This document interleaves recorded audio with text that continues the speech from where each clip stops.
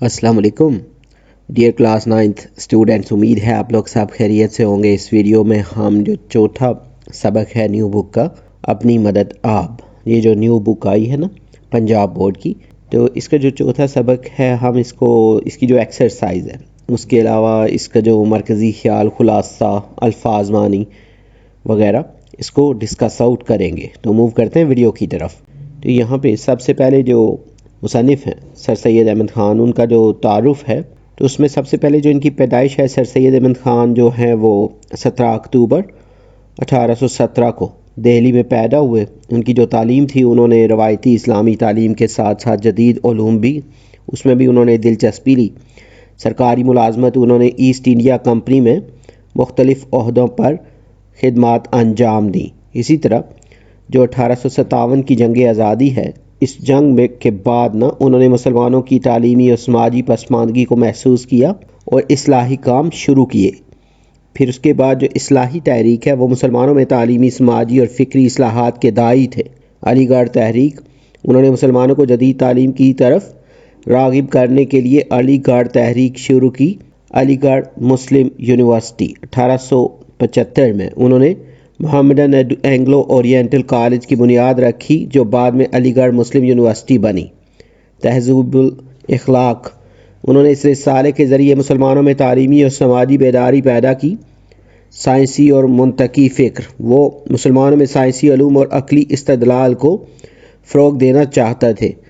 उसके बाद मुसलमानों और अंग्रेज़ों में मुफ़ाहिमत, उन्होंने मुसलमानों को जदीद तालीम अपनाने और अंग्रेज़ों को उनके साथ ना बेहतर तल्लुकात रखने की तलकीन की। तसानीफ़ जो हैं उनकी, आसार सनादीद जो है, दिल्ली की तारीख़ी आसार पर मशहूर एक किताब है। इसी तरह असबाब बगावत हिंद जो है 1857 की जंग के असबाब पर एक मार्का आरा किताब। फिर खुतबात अहमदिया जो है, इस्लाम के दिफा में लिखी गई किताब है। और तफसीलुल कुरान जो है, कुरान की अक़ली और साइंसी बुनियादों पर की गई तफसीर। सीरत फ़रीदिया जो है, खुद नविश्त है और तारीख़ी वाक़यात पर मबनी जो है तसनीफ़ है। तो ये उनकी कुछ तसनीफ़ हैं। उसके बाद जो अदबी खिदमात हैं, उन्होंने मुसलमानों को जदीद ख़यालात से रोशनास कराने के लिए मज़ामीन और कुतब लिखी। सियासी नज़रिया, वो मुसलमानों के लिए अलहदा तशख़्ख़ुस के कायल थे और कांग्रेस की इब्तदाई सियासत के नाक़िद थे। एजाज़ात, बरतानवी हुकूमत ने इनकी खिदमात के इतराफ़ में इन्हें सर का खिताब दिया। वफ़ात जो है वो 27 मार्च 1898 को अलीगढ़ में वफ़ात पा गए, लेकिन इनकी तालीमी और इस्लाही तहरीक आज भी जारी है। सर सैयद अहमद ख़ान की तसनीफ़ ने बरसग़ीर के मुसलमानों की फ़िक्री, तालीमी और समाजी तरक्की में नुमायाँ किरदार अदा किया। इसके बाद इस सबक के जो अल्फाज मानी है, कुछ मुआशरती, समाजी, बुनियाद, असल, जड़, उफ़क़, हद नज़र, हुकूक, इख्तियारात, तंजीम, तरतीब देना, निज़ाम, तरीक़ा कार, फ़ितरी, कुदरती, तसव्वुर, ख़याल, मुफ़क्किरीन, सोचने वाले, वज़ाहत, तशरीह, तहफ़्फ़ुज़, हिफाजत, आज़ादी, खुद मुख्तारी, पाबंद, मुक़य्यद या मुक़य्यद ना, मुआशी, इक़्तिसादी, मयार, दर्जा या सतह, तहज़ीब, तमद्दुन, खुशहाली, तरक्की और अमन, इख़लाक़ियात, अच्छे अमाल, इंसानियत, बनी नूए इंसान, ज़िम्मेदारी, फ़र्ज़, फ़लसफ़ा, नज़रिया, इल्मी, तालीमी, इस्तेहसाल, जुल्म या नाजायज़ फ़ायदा, समाजी, मुआशरती, इस्लाह, बेहतरी, शऊर, आगाही, इदारा जो है, तंजीम या कंपनी, कवानीन, उसूल, ज़वाबित, इसार, कुर्बानी, मुसावात, बराबरी, इनफरादियत, शख्सी पहचान, इज्तमाइयत, ग्रोही ज़िंदगी, क़यादत, रहनुमाई, तरक्की, आगे बढ़ना, बका, ज़िंदा रहना, तवाज़ुन, बराबरी, शख्सियत, फ़र्द की पहचान, आजमाइश, इम्तिहान, मामलात, अमूर, आदर्श, नज़रिया या नस्बुल ऐन, अरूज, बुलंदी, सियासत, हुकूमती मामलात, इंसाफ, अदल, जदोजहद, मेहनत, मसाइल, मुश्किलात, मुआशरत, समाजी ज़िंदगी, फ़रोग़, फैलाव, तहक़ीक़, जाँच पड़ताल, फ़हम, समझबूझ, अमन, सुकून, अक़ायद, मज़हबी या नज़रियाती ख़यालात, हकीकत, सच्चाई, नज़रिया, सोच का ज़ाविया, इस्तक़लाल, खुद मुख्तारी, वजदान, अंदरूनी शऊर, तनाज़ा, झगड़ा, मार्फत, पहचान, ज़हनियत, सोचने का अंदाज़, मुआशी बदहाली, इक़्तिसादी कमज़ोरी, خود احتسابی، اپنی جانچ پڑتال۔ اس کے بعد جو سبق کا مرکزی خیال ہے، عزت کا راز اپنی محنت، خود اعتمادی اور اندرونی اصلاح میں پوشیدہ ہے۔ خدا صرف ان لوگوں کی مدد کرتا ہے جو خود اپنی مدد کرتے ہیں۔ بیرونی امداد یا گورنمنٹ پر انحصار قوموں کو کمزور بنا دیتا ہے، اس سے ان کی عزت اور خودداری ختم ہو جاتی ہے۔ اس کے بعد جو خلاصہ ہے اس سبق کا، انسان یا قوم کی ترقی اس کے اپنے عمل اور کوششوں پر منحصر ہے۔ دوسروں پر انحصار کرنے سے خود اعتمادی اور غیرت ختم ہو جاتی ہے۔ قوم کو اپنی محنت سے حاصل شدہ عزت اور ورثے کی قدر کرنی چاہیے اور اسے مزید ترقی دینی چاہیے۔ صرف ماضی پر فخر کرنے کی بجائے حال میں ترقی کی کوشش کرنی چاہیے۔ علم کے ساتھ ساتھ اچھے کردار اور عملی زندگی بھی ضروری ہے، کیونکہ صرف کتابی تعلیم کافی نہیں ہوتی۔ فرد کی بہتری سے معاشرہ اور مستقبل بہتر ہوتا ہے، اور کامیاب قومیں ہمیشہ عمل پر یقین رکھتی ہیں۔ سر سید کا پیغام یہی ہے کہ قوموں کو اپنی حالت خود بہتر بنانی چاہیے، کیونکہ حقیقی ترقی محنت اور اصلاح میں ہے۔ اس کے بعد جو مشق ہے اس سبق کی، تو اس میں متن کے حوالے سے جو یہ سبق ہے اس میں درست جواب پر نشان لگانا ہے۔ تو پہلے خدا ان کی مدد کرتا ہے جو اپنی مدد کرتے ہیں، یہ ایک نہایت آزمودہ، اس میں یہ مقولہ جو ہے یہ والی آپشن سلیکٹ کرنی ہے۔ اسی طرح ایک شخص میں اپنی مدد آپ کرنے کا جوش ہے، اس کی جو ہے اس میں ترقی کی بنیاد، یہ والا جو آپشن ہے یہ سلیکٹ کرنا ہے۔ جیسا مجموعہ قوم کی چال چلن کا ہوتا ہے، یقینی اس کے قانون اور مناسب حال گورنمنٹ ہوتی ہے، یہ ایک قاعدہ ہے۔ تو اس میں جو نیچر کا، یہ والی آپشن سلیکٹ کرنی ہے۔ انسان کی قومی ترقی کی نسبت ہم لوگوں کا خیال ہے کہ ملے کوئی، یہاں پہ خضر کی جو آپشن ہے یہ سلیکٹ کرنی ہے۔ اداروں پر بھروسہ اور اپنی مدد آپ، یہ دونوں اصول ایک دوسرے سے ہیں، اس میں بالکل مختلف، یہ آپشن سلیکٹ کرنی ہے۔ نیکسٹ میں سوالات کے جوابات دیں۔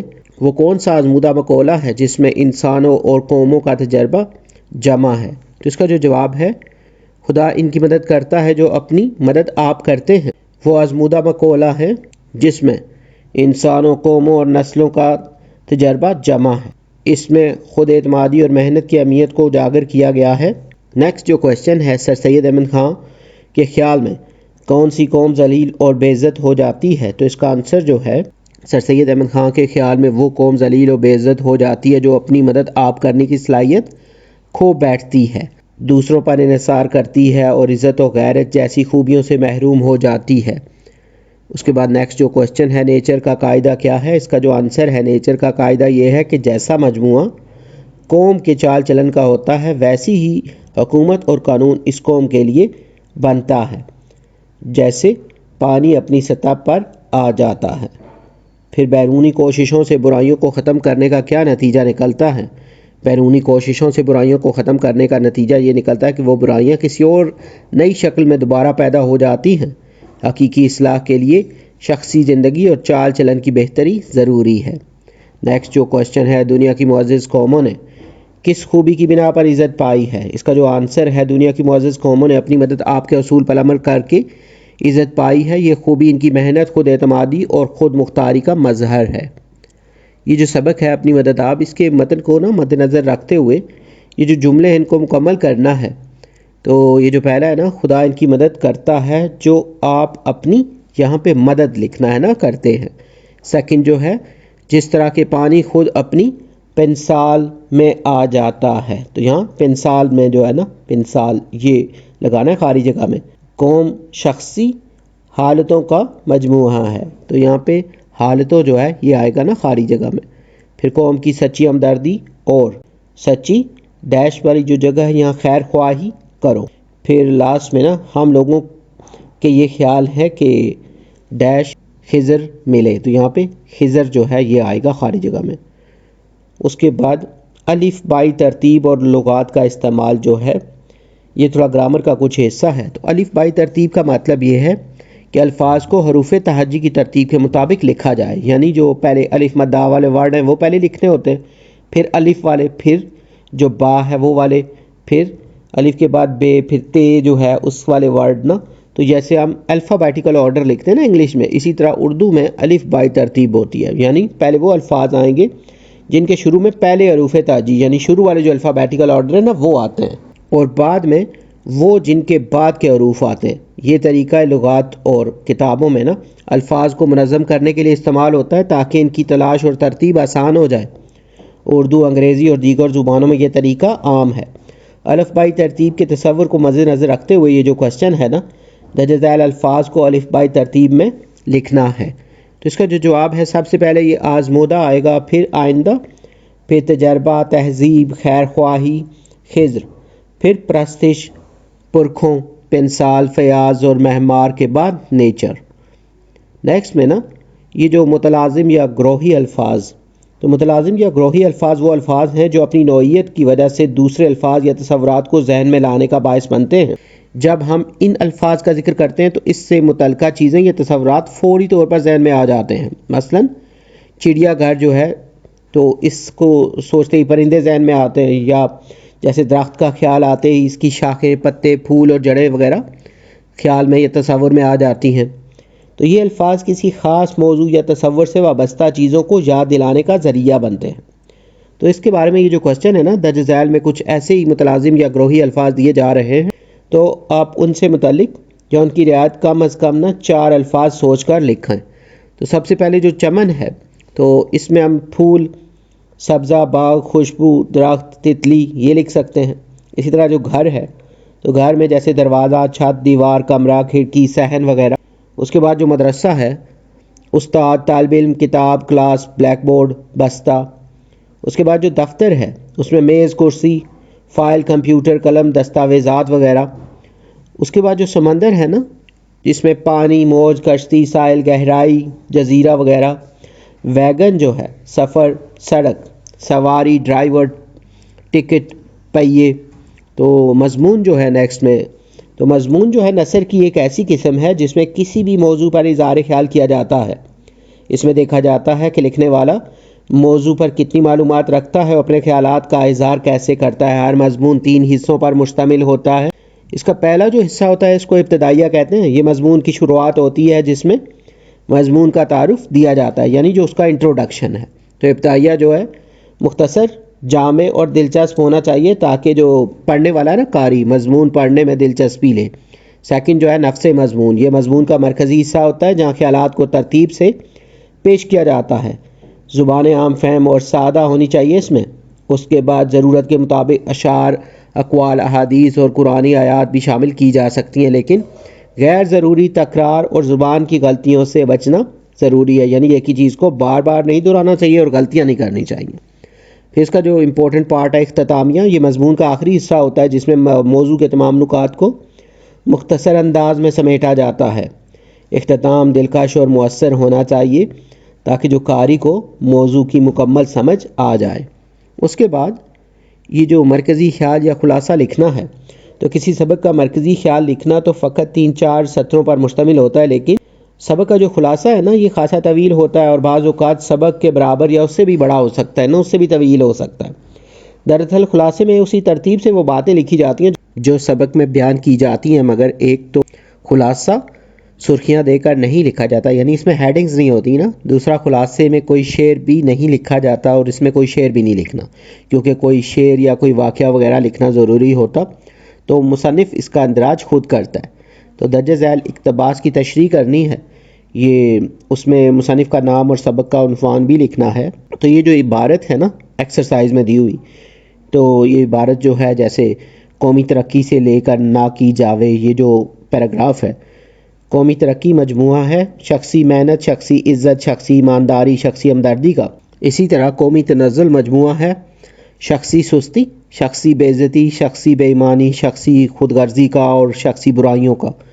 نا تہذیبی اور بد چلنی جو اخلاقی و تمدنی یا باہمی معاشرت کی جو بدیاں ہیں اس میں نہ شمار ہوتی ہے۔ در حقیقت وہ خود اسی شخص کی آوارہ زندگی کا نتیجہ ہے۔ اگر ہم چاہیں کہ بیرونی کوشش سے ان برائیوں کو جڑ سے اکھاڑ ڈالیں اور نیست و نابود کر دیں تو یہ برائیاں کسی اور نئی صورت میں اس سے بھی زیادہ زور و شور سے پیدا ہو جاویں گی۔ تو جب تک شخصی زندگی اور شخصی چال چلن کی حالتوں کو ترقی نہ کی جاوے، تو تو اس کا جو حوالہ متن ہے اس میں سبق کا عنوان جیسے اپنی مدد آپ ہے، اس کے بعد مصنف کا نام سر سید احمد خان، پھر جو سیاق و سباق ہے یہ لکھیں گے کہ یہ اقتباس سر سید احمد خان کی مضمون اپنی مدد آپ سے لیا گیا ہے، جس میں وہ قوم کی ترقی اور زوال کے اسباب پر روشنی ڈالتے ہیں۔ مصنف کا کہنا ہے کہ کسی بھی قوم کی ترقی یا زوال اس کے افراد کی خوبیوں اور خامیوں پر منحصر ہوتا ہے۔ وہ یہ بھی بتاتے ہیں کہ شخصی زندگی ہی اجتماعی ترقی کی بنیاد بنتی ہے۔ اس کی جو تشریح ہے نا اس پیراگراف، اس اقتباس میں مصنف نے واضح کیا ہے کہ قومی ترقی کا دار و مدار افراد کی ذاتی خوبیوں پر ہے، جیسے محنت، ایمانداری، عزت اور ہمدردی۔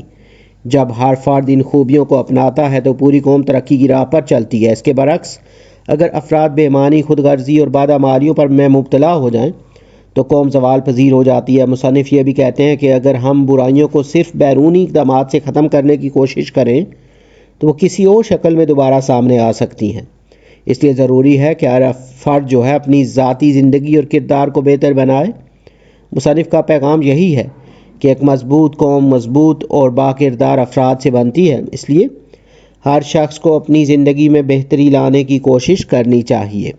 اسی طرح یہ جو ایک سیکنڈ عبارت بھی دی ہوئی ہے جو کہ یہ بڑا سچا مسئلہ یہاں سے لے کے نا خود انسان کو یہاں تک ہے، تو اس میں بھی اسی طرح یہ جو عبارت ہے یہ لکھی گئی ہے یہاں پہ، تو اس کا پہلے سیاق و سباق لکھنا ہے کہ جیسے ہم نے پچھلے پیراگراف میں لکھا ہے، اور پھر جو ہے اس کی جو تشریح ہے وہ لکھنی ہے۔ جیسے مصنف کے مطابق خود انہیں ساری دنیا کی معزز قوموں کے عروج کی بنیاد پر ہے۔ وہ کہتے ہیں کہ یہی اصول اپنا کر بڑی قومیں ترقی کر چکی ہیں۔ جب لوگ خود انہیں ساری کو اپناتے ہیں تو وہ مشکلات سے گھبراتے نہیں اور کامیابی کی طرف بڑھتے ہیں۔ تو اسی طرح یہ جو اس کی تشریح ہے یہ لکھنی ہے۔ تو یہاں پہ یہ جو اس کی ایکسرسائز ہے چیپٹر کی یہ کمپلیٹڈ ہے۔ امید ہے یہ ویڈیو اور یہ نوٹس آپ کے لیے ہیلپ فل ہوں گے، اور اگر اس بک سے ریلیٹڈ مزید ویڈیوز یا نوٹس کی ضرورت ہو تو چینل پہ جو پلے لسٹ ہے وہاں سے آپ کو مل جائیں گے۔ اس کے علاوہ جو ویڈیو کی ڈسکرپشن ہے وہاں پہ پلے لسٹ کا لنک موجود ہے۔ جلد نیو ویڈیو میں نئے لیکچر کے ساتھ ملیں گے۔ Have a nice time.